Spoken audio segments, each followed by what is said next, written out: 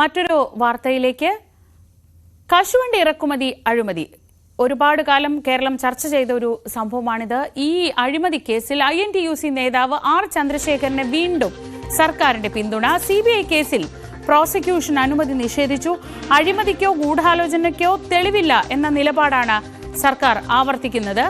VV Arun വിവരങ്ങളുമായി തിരുവനന്തപുരത്ത് നിന്ന്. അരുൺ, ഈ നേരത്തെ എടുത്ത നിലപാട് പുനഃപരിശോധിക്കേണ്ട ആവശ്യമില്ല എന്ന് വ്യവസായ വകുപ്പ് പറയുമ്പോൾ സർക്കാരിനാണ് വലിയ നഷ്ടമുണ്ടായത്. അതും ചില്ലറ നഷ്ടമൊന്നുമല്ല, കോടിക്കണക്കിന് രൂപയുടെ നഷ്ടം. ഈ വിഷയത്തിൽ സർക്കാർ ആരെ സംരക്ഷിക്കാനാണ് ഇപ്പോഴും ശ്രമിക്കുന്നത്?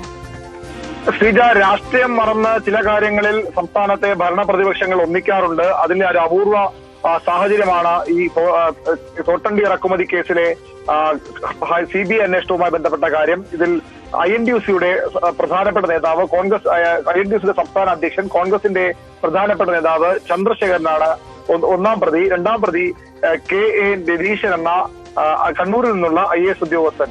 അദ്ദേഹത്തിനും CPM-മായി വലിയ അടുപ്പമുള്ള നേതാവാണ്. CPM നേതാക്കളോട് അടുത്ത ഉദ്യോഗസ്ഥനാണ്, അടുത്ത ബന്ധമുള്ള ഉദ്യോഗസ്ഥനാണ്. അത്തരം രണ്ടുപേരെ രക്ഷിക്കാനാണ് വീണ്ടും സർക്കാർ ഈ അഴിമതി കേസിൽ ഒത്തുകളിക്കുന്നത്.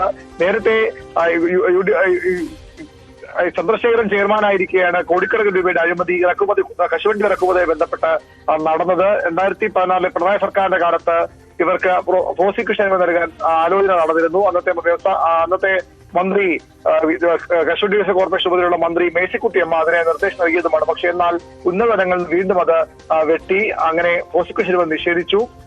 വീണ്ടും CBI ഇക്കാര്യം ആവശ്യപ്പെട്ട് സർക്കാരിനെ സമീപിക്കുകയും കോടതിയിൽ പോവുകയുമായിരുന്നു. കോടതിയിൽ കഴിഞ്ഞ ആഴ്ചയാണ് സർക്കാർ ഈ കേസിൽ പ്രോസിക്യൂഷൻ കാര്യത്തിലൂടെ തീരുമാനമെടുക്കുമെന്ന് വ്യക്തമാക്കിയത്. പക്ഷേ കഴിഞ്ഞ ശനിയാഴ്ച ഇതിന്റെ ഉത്തരവിറങ്ങുമ്പോൾ പ്രോസിക്യൂഷൻ അനുമതി നിഷേധിച്ചുകൊണ്ടുള്ള ഉത്തരവാണ് വ്യവസായ വകുപ്പ് പ്രിൻസിപ്പൽ സെക്രട്ടറി മുഹമ്മദ് ഹനീഷ് ഇറക്കിയത്. നേരത്തെ സർക്കാർ പ്രോസിക്യൂഷൻ നിഷേധിച്ചിരുന്നു. ആ സാഹചര്യത്തിൽ നിന്ന് മാറാൻ ഒരു കാരണവുമില്ല എന്നാണ് ഇപ്പോഴത്തെ ഉത്തരവിൽ പറയുന്നത്. CBIയുടെ അന്തിമ റിപ്പോർട്ടിൽ അഴിമതിക്കോ ഗൂഢാലോചനയ്ക്കോ തെളിവില്ലെന്ന നിലപാട് പുനഃപരിശോധിക്കാൻ തക്ക പുതിയ വസ്തുതകൾ CBI ഹാജരാക്കിയിട്ടില്ല എന്ന് ഉത്തരവ് വ്യക്തമാക്കുന്നു. 2006-2015 കാലഘട്ടത്തിൽ അസംസ്കൃത കശുവണ്ടി ഇറക്കുമതി ചെയ്തതിലാണ് കോടികളുടെ തട്ടിപ്പ് നടന്നതായി ഉള്ളത്. എന്നാൽ ഇതൊന്നും തെളിയിക്കാൻ തക്ക രേഖകളോ അല്ലെങ്കിൽ തെളിവുകളോ ഹാജരാക്കാൻ CBIക്ക് കഴിഞ്ഞില്ല എന്നാണ് സർക്കാരിന്റെ വാദം.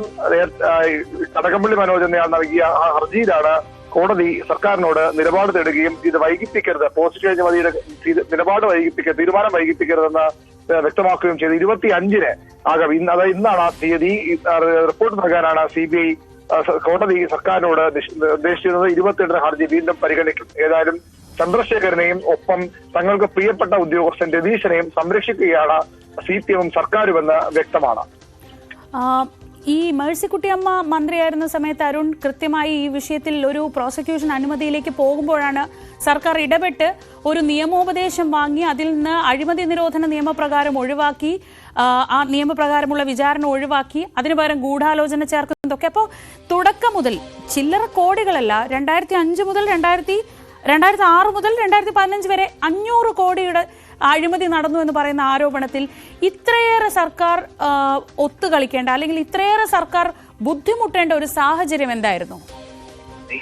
തീർച്ചയായിട്ടും ചന്ദ്രശേഖരൻ എന്ന ആൾ അപ്പുറത്ത് നിൽക്കുന്നത് തന്നെയാണ് പ്രധാന കാരണം. നമുക്കറിയാം, പലപ്പോഴും CPM-നെ, പ്രത്യേകിച്ച് മുഖ്യമന്ത്രി പിണറായി വിജയനെ പിന്തുണച്ച് പുകഴ്ത്തി INTUCയുടെ നേതാവ് ചന്ദ്രശേഖരൻ രംഗത്ത് വരുന്നതും മുഖ്യമന്ത്രിയുമായും CPM-ഉമായൊക്കെ വളരെ അടുത്ത ബന്ധം സൂക്ഷിക്കുന്നതും നമ്മൾ പലതവണ കണ്ടതാണ്. അതുതന്നെയാണ് ഇതിന് കാരണവും. ചന്ദ്രശേഖരനെ വളരെ കൃത്യമായി CPM നേതാക്കളുമായി ആ രീതിയിൽ സ്വാധീനിക്കാൻ കഴിഞ്ഞു, അല്ലെങ്കിൽ അവരുടെ വിശ്വാസം ആർജിക്കാൻ കഴിഞ്ഞു എന്നതിന്റെ തെളിവായി കൂടി ഇതിനെ കാണണം. സാധാരണഗതിയിൽ ഇത്തരത്തിൽ കോൺഗ്രസിന്റെ പ്രധാന നേതാവ് ഇതുപോലെ വലിയൊരു കേസിൽ പ്രതിസ്ഥാനത്ത് വരുമ്പോൾ അഴിമതിക്കെതിരെ സന്ധിയില്ലാത്ത നിലപാട് എന്ന് പ്രഖ്യാപിച്ചിട്ടുള്ള CPM സംരക്ഷിക്കാൻ ഒരു കാരണവശാലും തയ്യാറാകുന്നതല്ല. പക്ഷെ അവിടെ ഈ കക്ഷി രാഷ്ട്രീയ ബന്ധങ്ങൾ മറികടന്ന് ചന്ദ്രശേഖരനെ സംരക്ഷിക്കേണ്ട എന്തോ ഒരു ബാധ്യത CPM-നുണ്ടായി എന്നത് വ്യക്തമാണ്. ഒരുപക്ഷെ മറുവശത്ത് ചന്ദ്രശേഖരനൊപ്പം രതീശൻ എന്ന ഉദ്യോഗസ്ഥൻ കൂടി ഉള്ളത് കൊണ്ടാകാം എന്ന് വേണമെങ്കിലും വ്യാഖ്യാനിക്കാം. കാരണം രതീശൻ അത്രയധികം CPM-ന്റെ കണ്ണൂർ നേതൃത്വവുമായി ഇടപഴകി പോകുന്ന, അത്രയധികം ചേർന്ന് പോകുന്ന ഒരു ഉദ്യോഗസ്ഥന് പലപ്പോഴും അദ്ദേഹത്തിന് അനുകൂലമായ പല തീരുമാനങ്ങളും